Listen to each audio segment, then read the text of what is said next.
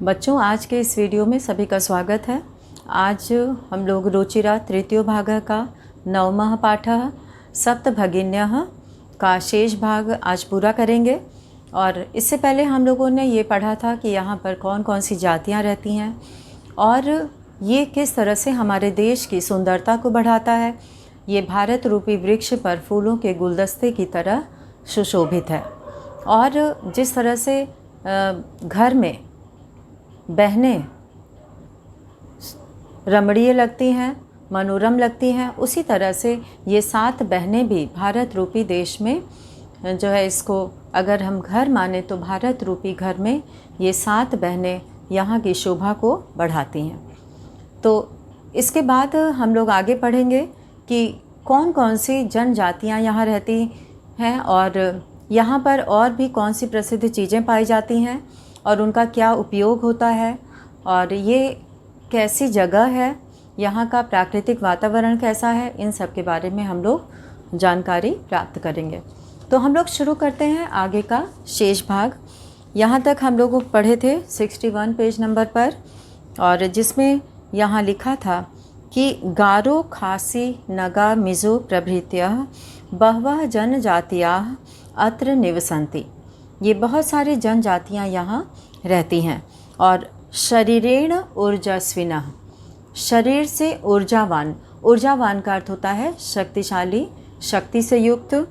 एतत् प्रादेशिकाः, इन प्रदेशों का, ये प्रदेश जो है वो बहुभाषा भी, अनेक भाषाओं वाले, समन्विताः, अनेक भाषाओं से जुड़े हुए, पर्व परंपराभिः, और पर्व यानी त्यौहार से युक्त, परिपूर्णता यानी कि उससे भरे हुए, स्वलीला कलाभिश्च, अपनी लीला और कलाओं से, निष्णाताः सन्ति।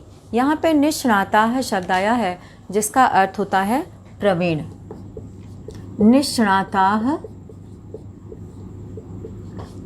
इसका अर्थ है प्रवीण यानी कि कुशल, अपने काम को अच्छे से करने वाले।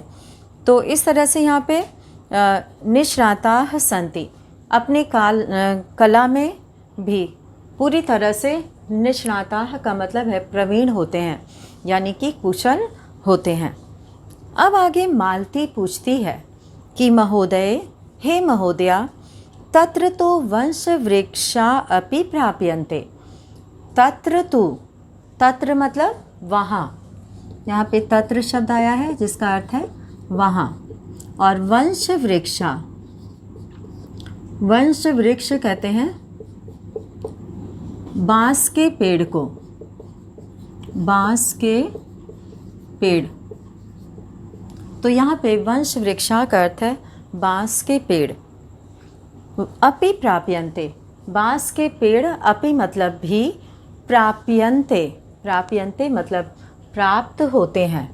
यहाँ पे प्राप्यन्ते, इसका अर्थ है प्राप्त होते हैं, प्राप्त होते हैं। तो इस तरह से यहाँ पर, यहाँ बांस के पेड़ भी बहुत अधिक मात्रा में मिलते हैं।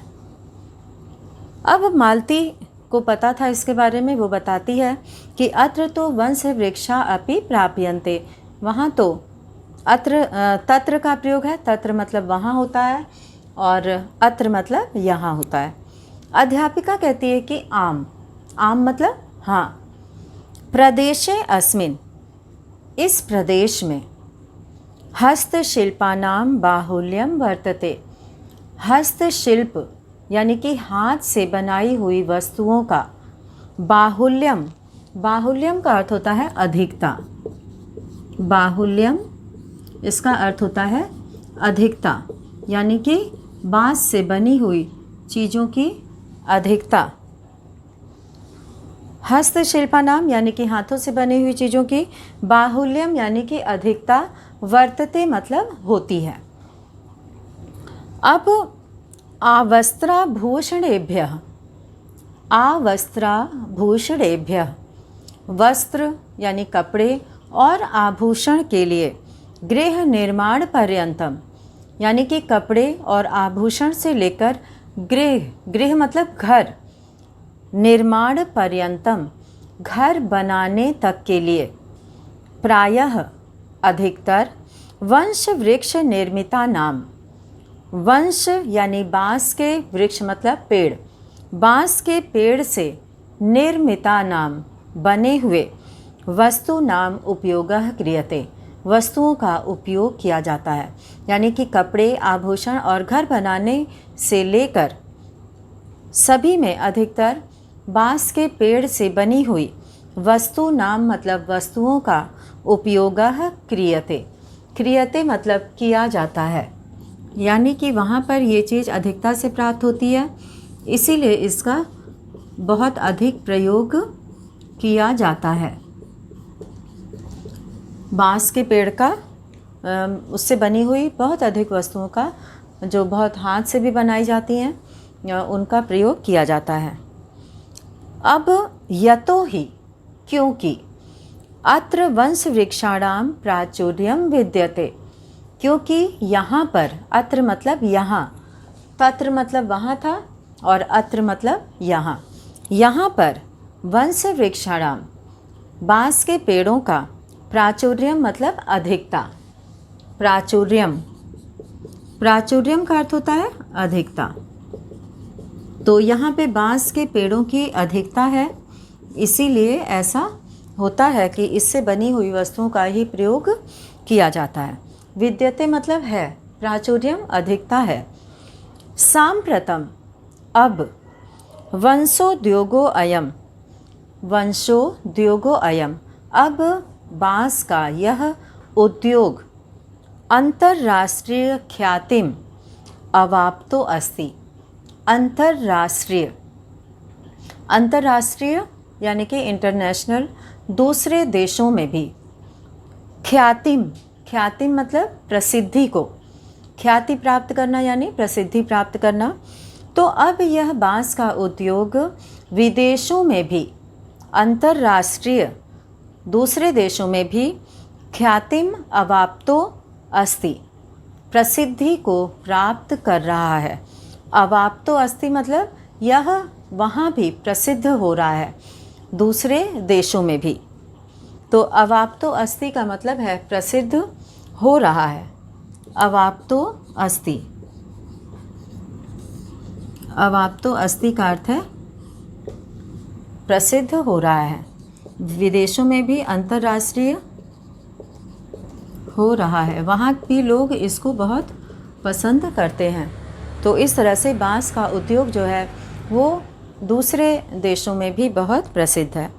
अभिनव, अभिनव कहता है, अभिनव जो है वो प्रथमा विभक्ति एक वचन का रूप है।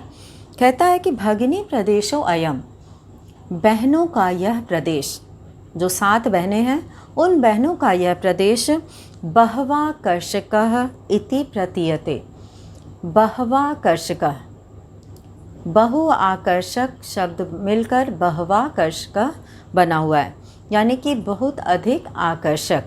तो यहाँ पे बहवाकर्षकः, बहवाकर्षकः यानी कि बहुत आकर्षक।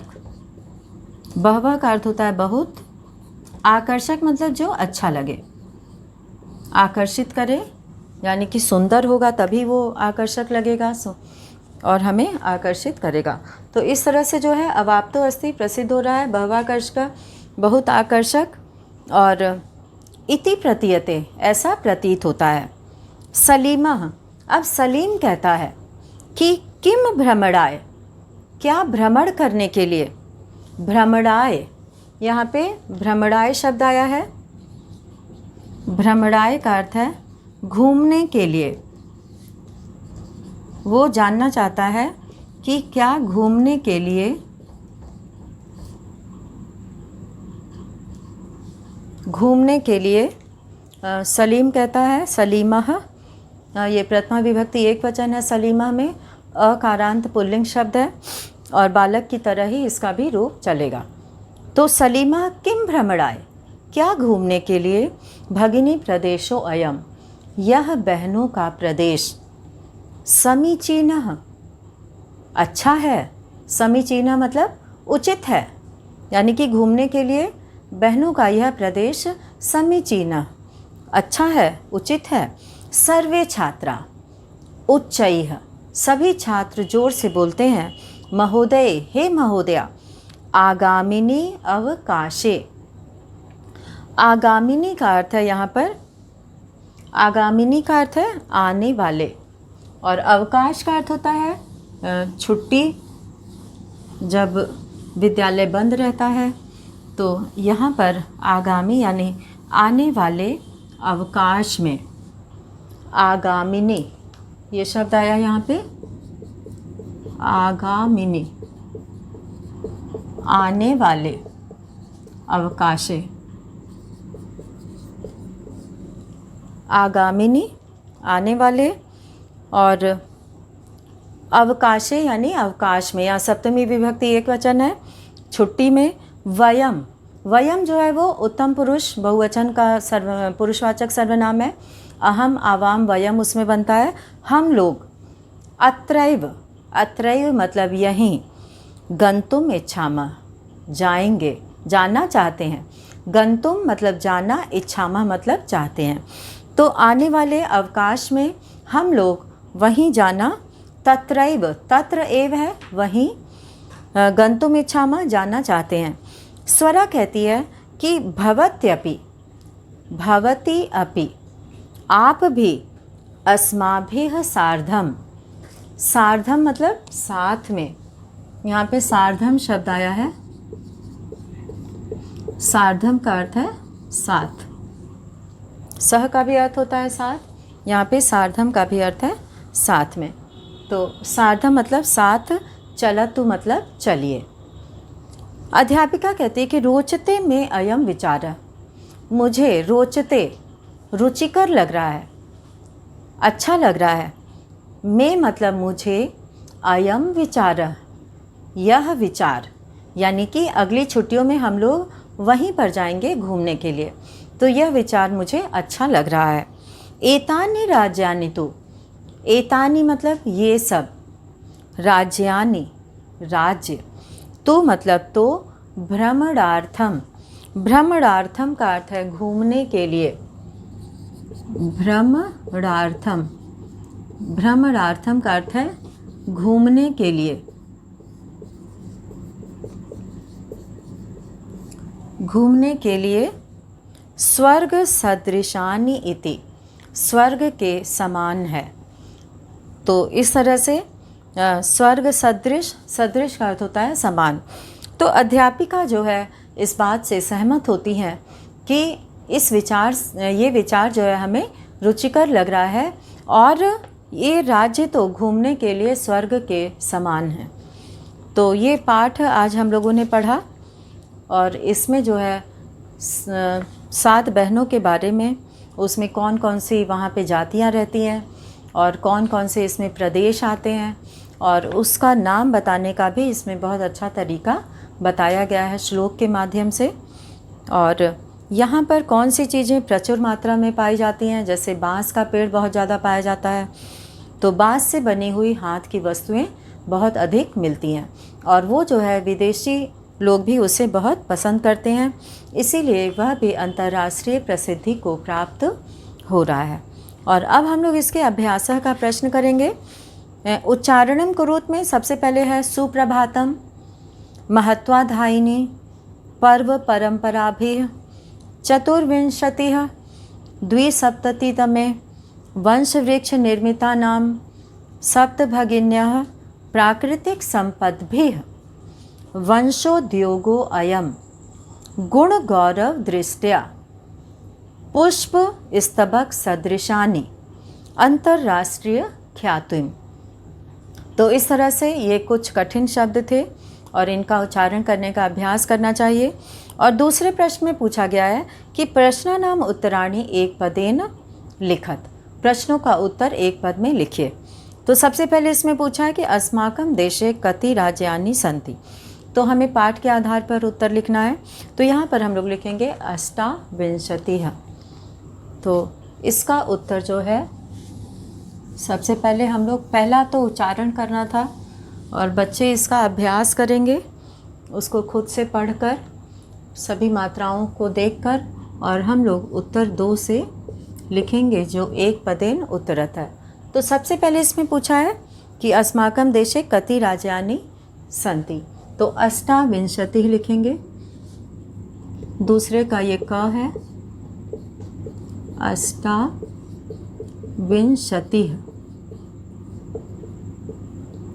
और अब दूसरा है, इसमें हम लोग यहाँ पे दूसरा प्रश्न समझेंगे।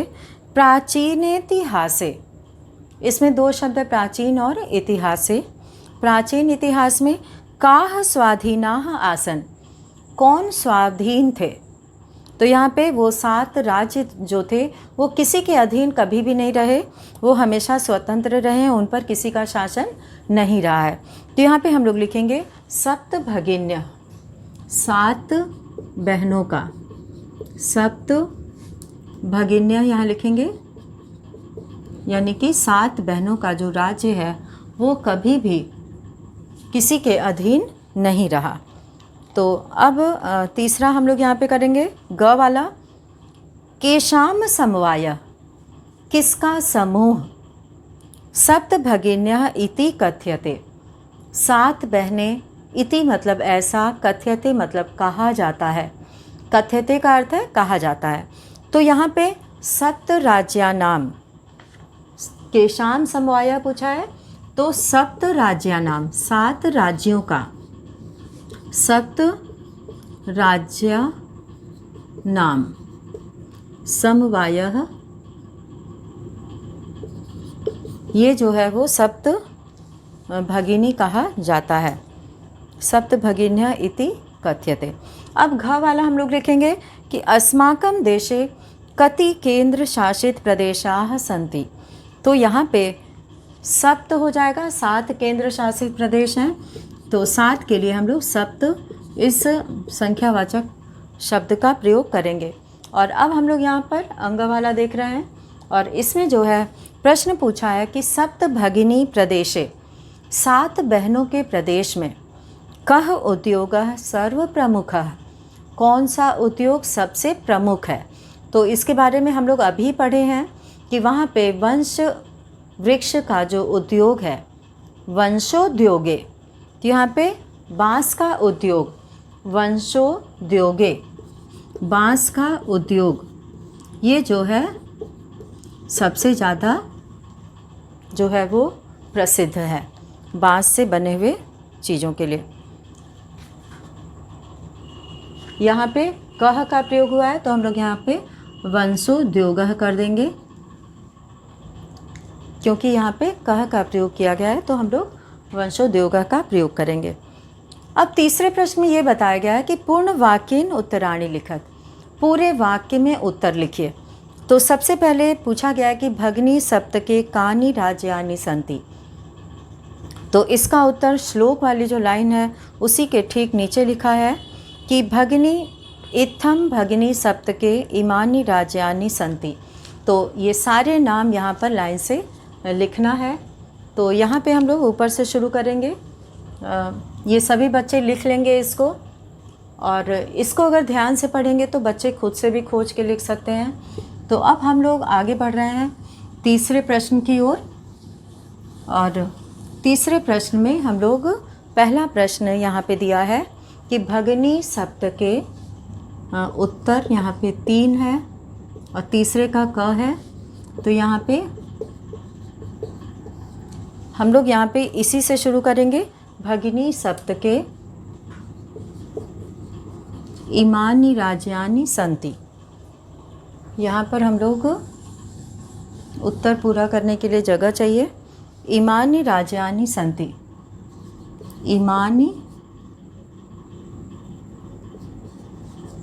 इमानि राज्यानि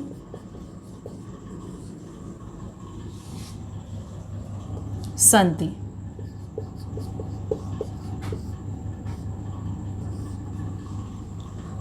अब यहाँ पे हम लोग 7 राज्यों का नाम लिखेंगे, जिसमें कि अरुणाचल प्रदेश है, अरुणाचल प्रदेश है। सभी बच्चे या तो वाक्य में वो लाइन खोज लेंगे और या फिर यहाँ से देखकर अपनी उत्तर पुस्तिका में लिखेंगे। अरुणाचल प्रदेशः असमः, असम के बाद है यहाँ पे मणिपुरम,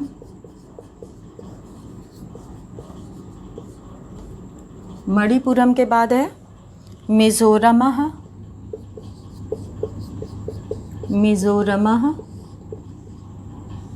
और फिर उसके बाद है मेघालयः नागालैंडः, मेघालयः नागालैंडः, और फिर उसके बाद है त्रिपुरा, त्रिपुरा चेति च इति, यानी कि ये सभी जो है 7 राज्य हैं जो भगनी सप्तके यानी 7 बहनों में गिने जाते हैं। अब हम लोग ख का उत्तर खोजेंगे यहाँ पे, ख का उत्तर, और देखते हैं कि ख में क्या पूछा गया है। तो तीसरे के ख में हम लोग यहाँ पर देखते हैं कि कौन सा प्रश्न है और उसमें क्या पूछा गया है और उसका उत्तर वाक्य में देना है। तो यहाँ पर हम लोग देखते हैं तीसरा प्रश्न, इसका ख, जिसमें लिखा है इमानि राज्यानि सप्त भगिन्यः इति किमर्थम कथयन्ते। इन राज्यों को 7 बहनें, इति ऐसा, किमर्थम किस लिए, कथयन्ते मतलब कहा जाता है। तो यहाँ पे इमानि राज्यानि से हम लोग शुरू करेंगे कि सामाजिक सांस्कृतिक परिदृश्यानां साम्याद, सामाजिक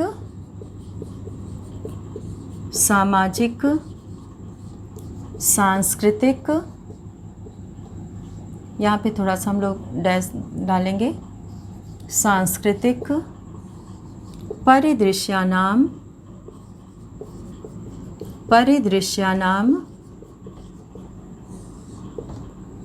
साम्याद।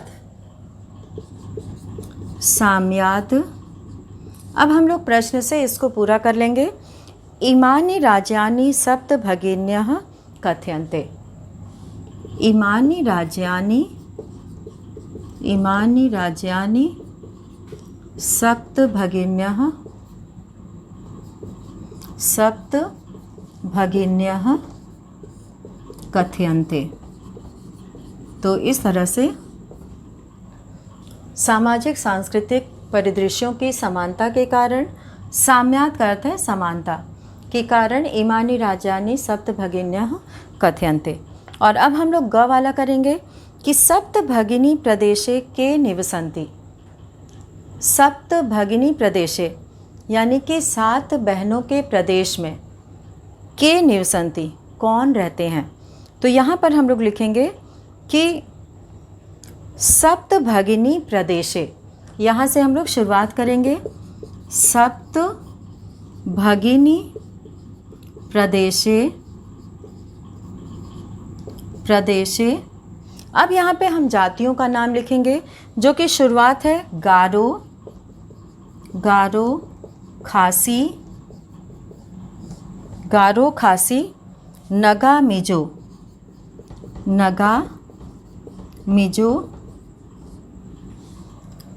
यहाँ पे गारो खासी सब में यहाँ पे डैश डालना है, नगा मिजो प्रभृतयः, बहवः प्रभृतयः,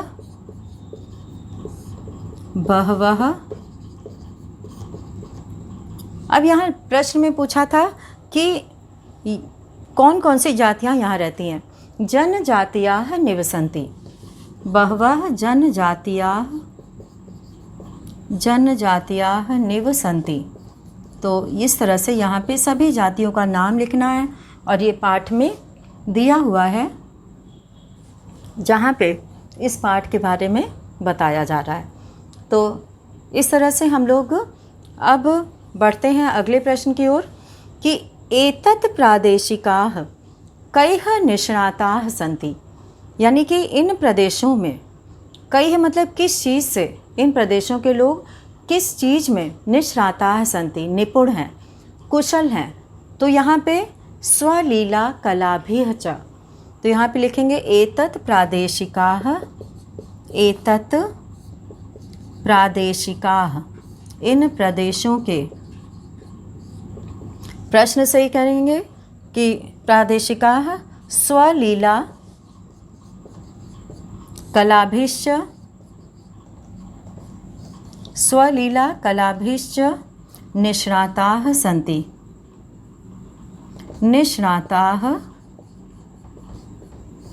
निष्णाताः सन्ति। तो इस तरह से यहाँ पर ये उत्तर बन जाएगा कि यह प्रदेश अपनी लीला और कलाओं के लिए कुशल है, प्रयोग है। अब हम लोग अंगा वाला करेंगे। वंश वृक्ष वस्तु नाम उपयोगः, बाँस के पेड़ के, वंश वृक्ष का, बाँस के पेड़ की वस्तुओं का उपयोग कुत्र क्रियते। तो यहाँ पर हम लोग लिखेंगे वंश वृक्ष वस्तु नाम उपयोगः। इसको हम लोग ऊपर लिखेंगे यहाँ पर, ताकि अच्छे से सभी को दिखाई दे। और ये इसका अंतिम प्रश्न है।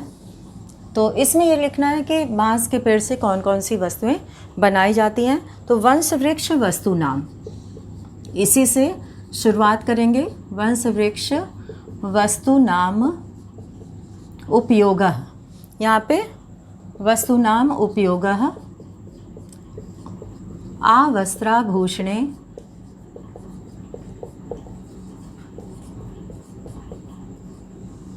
आवस्त्रा, इसको हम लोग थोड़ा सा इधर लिख देंगे, भूषणेभ्यः आवस्त्रा, इसी के साथ ही लिखना है आवस्त्रा भूषणेभ्यः। और इसके अलावा भी है यहाँ पर गृह निर्माण पर्यन्ते, गृह निर्माण पर्यन्ते वंश वृक्ष वस्तूनाम उपयोगः क्रियते।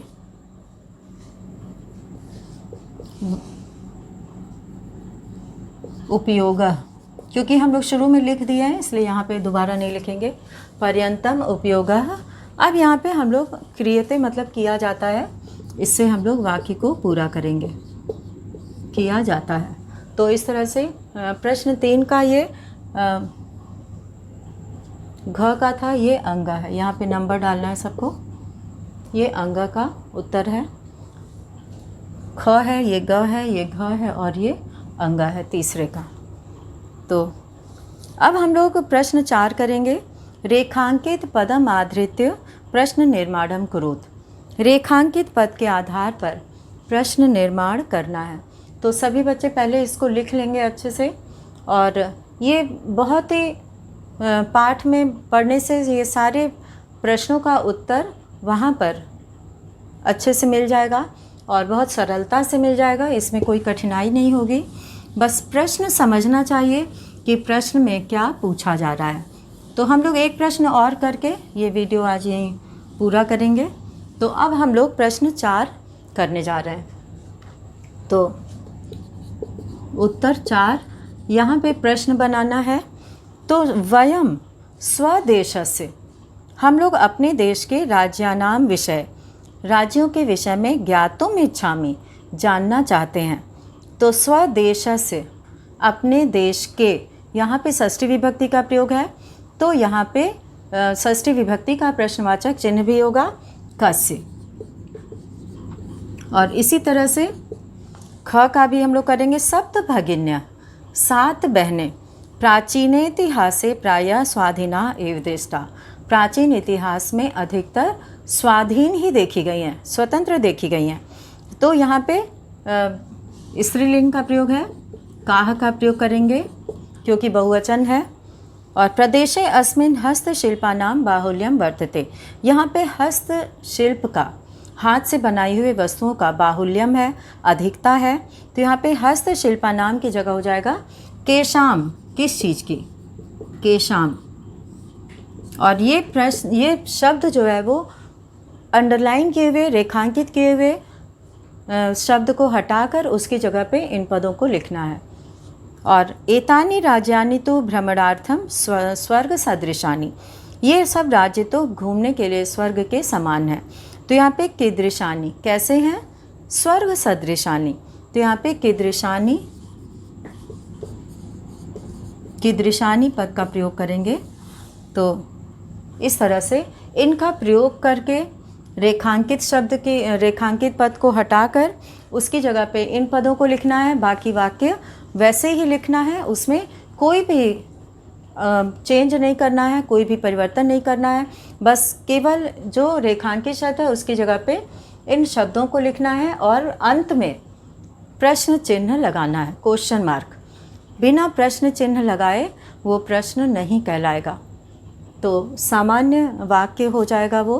तो प्रश्नवाचक शब्द का जब हम प्रयोग कर रहे हैं, प्रश्नवाचक पद का प्रयोग कर रहे हैं, तो वहाँ पर प्रश्न चिन्ह को भी लगाना ज़रूरी है। तो आज हम लोग ये 4 प्रश्न तक करेंगे और अगले वीडियो में पहले इन बाकी प्रश्नों को पूरा करने के बाद फिर हम लोग आगे बढ़ेंगे। तो तब तक के लिए धन्यवाद, और सभी बच्चे अभ्यास करेंगे, पढ़ेंगे और अपना कार्य पूरा करेंगे।